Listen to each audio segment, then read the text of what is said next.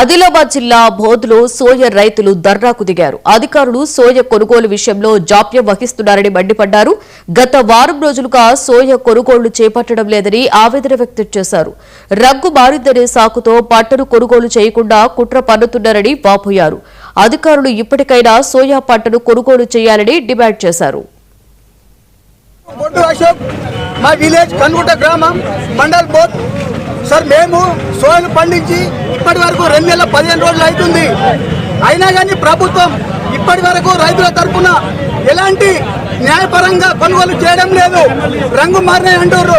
ప్రతి సంవత్సరం రంగు మారలేదా? వాళ్ళకి కనిపిస్తలేదా? వర్షాలు బాగా పడ్డాయని మేము ఎక్కడికి పోవాలా? ఎవరికి అమ్ముకోవాలా? మార్కెట్లకు మొన్ననేమో ఒక రోజు డిసైడ్ చేసిరు. ఈ రోజు 6 గంటలకు తెస్తేనే కొనుగోలు చేస్తామంటే తీసుకువచ్చాము. కానీ తెచ్చి 5 రోజులు అవుతుంది కానీ ప్రభుత్వం నుంచి ఎలాంటి స్పందన రావడం లేదు. మాకు న్యాయం కావాలి.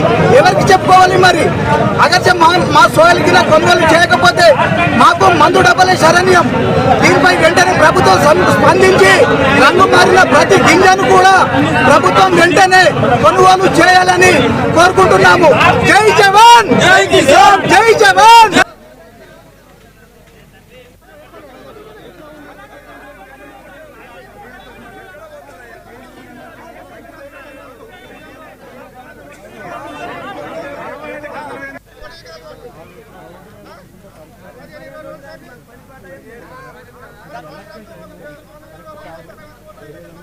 Thank you.